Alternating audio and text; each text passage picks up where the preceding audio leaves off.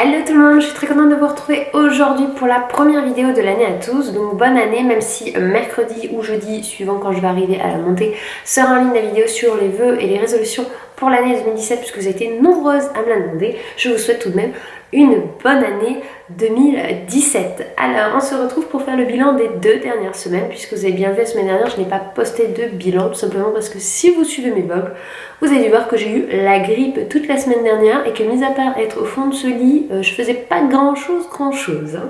Donc du coup, on va faire ces 2 dernières semaines qui sont, ça y est, j'ai oublié, la 25 et la 26e semaine de grossesse. Donc normalement, là ça y est, j'ai fini mon 6e mois. Ça y est, dernier trimestre, plus que 3 mois, le 7, le 8 et le 9 pour la fin de la grossesse. Donc je suis contente, mais bon, ça on va le commencer à partir de la semaine prochaine. On va d'abord finir le bilan de ce 6e mois de grossesse. Alors du coup, pour cette semaine-ci, dans les symptômes, il y avait le sommeil contrarié. Alors je dirais oui, plus. Ça fait 2 semaines que je ne fais plus de nuit complète. Pas à cause de mon fils a fait très tôt ses nuits, donc du coup ça c'est pas un souci, mais je me réveille 1 à 2 fois par nuit, parce que des fois j'ai mal au ventre, pas forcément pour aller aux toilettes, parce que souvent c'est ça, en fin de grossesse on se lève parce qu'on va faire pipi, mais là non, c'est le sommeil effectivement contrarié, je dirais souvent l'heure à laquelle je me réveille, c'est dans les 4h du matin. Je m'agite pendant bien 20 minutes et puis après je me rendors. Deuxième symptôme, problème de concentration. J'ai pas l'impression plus que ça, même si j'oublie certaines choses des fois. Je sais pas si c'est par le fait que je m'y attarde pas ou parce que j'oublie. Mais non, j'ai pas le sentiment d'avoir de problème de concentration. Des varices et hémorroïdes, non et non. Hémorroïdes, je passerai les détails, alléluia, j'ai pas ça.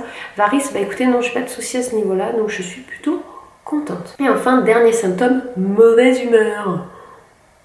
Je ne vois pas du tout de quoi il parle. Si j'ai tendance à avoir des pics, en fait ça peut être des pics du genre ouh, je suis trop contente, et du genre il va y avoir un tout petit truc et ça y est là, je vais partir en vrille, je vais être là, ah que c'est ce bordel alors qu'il y a juste une miette de pain sur la table alors que je l'ai aspiré il y a 2 secondes. Voilà, je peux être de mauvaise humeur pour pas grand chose. Alors que je suis pas du genre à m'énerver pour un rien, au contraire, je suis plutôt du genre. Mais dernièrement, j'avoue que j'ai tendance à m'énerver un peu plus facilement que ce que je peux faire d'habitude. Voilà, donc c'était les 4 symptômes de cette semaine. Donc je commence à être atteinte par les symptômes de grossesse, effectivement. On va parler de bébé et j'ai noté beaucoup de choses, donc du coup on va voir tout ça.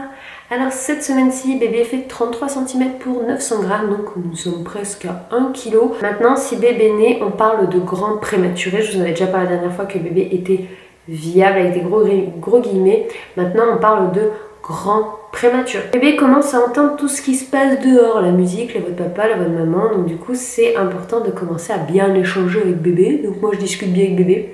On lui dit à chaque fois, on sait pas comment on va t'appeler, hein. Pour le moment on n'est pas décidé, on hésite entre les deux, tu nous diras à la naissance ce que tu préfères. Ensuite bébé aussi est dans une phase de communication avec nous, c'est-à-dire que on peut appuyer, faire des pressions, etc. Et bébé va répondre, ça va vraiment être un échange. Tiens, tu mets un petit coup par-ci, ben je te rends un petit coup. Voilà, c'est assez sympa, c'est assez agréable un petit peu de commencer à communiquer avec son futur bébé, tout simplement.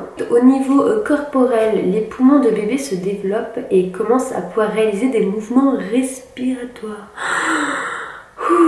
Ce qui est assez marrant, c'est que bébé commence à avoir les lignes sur les mains qui se dessinent. Donc, vous savez, tout ce qui est vos empreintes digitales, les petites lignes sur les petits doigts, tout ça.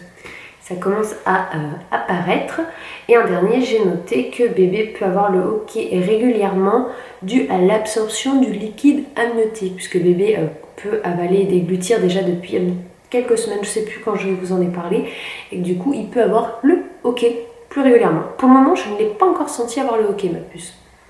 Eden, je m'en souviens très bien, parce que lui, quand il lavait la journée, tu pouvais être sûr qu'il l'avait 4 fois dans la journée dans mon ventre. Et c'est toujours le cas aujourd'hui, quand il a le hoquet une fois, tu peux être sûr qu'il l'a je ne sais combien de fois dans la journée. Elle, non, pas trop. Elle n'a pas trop l'air d'avoir le hoquet pour le moment, on verra bien, il reste encore 3 mois, donc c'est tout à fait possible. Mais moi, généralement, quand ils ont le hoquet, ça dure une bonne demi-heure, alors t'as ton ventre qui fait pendant une demi-heure, c'est très cool. Ça va bien 5 minutes, c'est rigolo, puis évidemment, t'es là. Puis tu peux rien faire, c'est pas toi, tu peux pas t'appuyer sur le diaphragme, retenir, faire attention sur la respiration. Bébé, t'es obligé d'attendre que ça passe, quoi.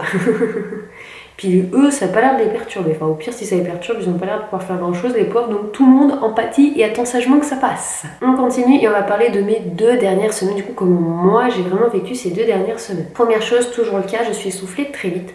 Pas forcément en parlant, parce que là je me sens pas essoufflée. Puis comme je suis, ça y est, enfin guérie de ma grippe, j'ai l'impression de revivre, d'exister, d'être là, ah j'ai cru mourir. Et du coup ça va mieux, mais je suis essoufflée quand je marche. Genre on va faire des courses. J'arrive à la caisse, j'ai l'impression que je fais un marathon, je suis là. C'est assez comique à voir. Ensuite, une autre chose, je commence à sentir le poids de ma puce entre mes jambes, c'est-à-dire que ma puce a sa tête qui appuie sur le col. Quand je marche, j'ai l'impression d'avoir la tête de bébé qui a. Donc je pense que je dois commencer à marcher en mode canard, je m'observe pas trop en train de marcher. Et je pense que je dois avoir les jambes qui commencent un petit peu à se mettre en position canard parce que bébé gêne un peu pour marcher. Et du coup, je reviens sur ce point-ci si vous suivez pas mes vlogs, mais j'ai fait un petit tour aux urgences. Effectivement, donc c'est là qu'on a vu qu'elle avait bien la tête qui appuyait vers le bas et qu'elle m'a dit que comme j'étais menue, donc fine physiquement, j'allais la sentir bien. Et puis surtout, c'est que mes grossesses sont rapprochées et donc comme je suis menue, eh bien je vais la sentir apparemment plus facilement puisque j'ai moins de tissu pour la retenir, donc je sens son poids plus facilement et donc j'ai l'impression d'avoir ma fille entre mes jambes, quoi. Voilà, puis j'attends, je marche. Et ça va être ça, apparemment, toute la fin de ma grossesse, donc c'est chouette, ou pas, enfin, à prendre comme on peut, on va dire ça comme ça, hein. Mais c'est pas très agréable, mais on s'en remet, on vit avec, hein. C'est pas non plus handicapant. Voilà, on fait avec. Ensuite, une chose pas trop chouette, c'est que je commence à avoir des remontées acides. Et ça, c'est pas agréable, c'est-à-dire que vous avez d'un coup, c'est pas des remontées envie de vomir, c'est que ça se met à vous brûler dans la gorge et dans la bouche, quoi. Et moi, ça me fait surtout en fin de journée, le soir, avant d'aller me coucher. Du coup, je bois du lait, de l'eau, quelque chose pour que ça passe. Mais c'est pas très agréable. Ensuite, je vous disais, j'ai eu une bonne grippe. Je l'ai eu juste après les fêtes de Noël. Je dirais à partir de... j'ai dû la couver lundi, mardi, parce que lundi, mardi, j'étais crevée, fatiguée, pas bien. Et mercredi, ça y est, là, je vais déclencher comme il faut jusqu'à samedi. Samedi matin, j'étais enfin mieux. Donc j'ai passé la moitié de la semaine pas bien du tout. J'ai eu des passages de fièvre, mais pas de fièvre haute, parce que la fièvre, c'est un peu l'ennemi juré de la femme enceinte. Donc heureusement, de ce côté-là, ça va. Mais j'ai vraiment une bonne fièvre, j'étais pas bien du tout. Ensuite, je vous ai parlé de mon petit retour aux urgences. C'était un mélange entre justement le fait que je sens beaucoup ma fille qui me gêne en appui au niveau de l'entrejambe et de ma grippe. J'étais pas bien, les deux. Du coup, on m'a quand même conseillé plutôt de faire un aller-retour voir aux urgences de l'hôpital, parce que c'est là où je suis suivie en fait. Donc du coup, c'était un peu urgence, hôpital, enfin vous voyez ça comme vous voulez. Et en fait, ils ont constaté que j'étais ouverte à un doigt. Donc ça, pour ceux qui connaissent pas, je vous en parlerai en détail un peu plus pour vous expliquer. Mais en gros, le col doit être fermé long. Il était toujours long, mais il était ouvert à 1 sur 10. Pour accoucher, il faut qu'il soit ouvert à 10. Mais quand vous êtes enceinte, il doit être fermé idéalement à 0. Voilà, pour dire simple. Moi, j'étais ouvert à 1, donc c'est rien d'alarmant. Mais il faut faire attention que ça ne fasse pas plus, quoi. Parce que c'est trop tôt. Ça serait trop tôt pour venir au monde. Donc du coup, eh bien, je suis un petit peu en repos dans le sens où dès que ça me tire un minimum, un tout petit peu, il faut que je sois allongée.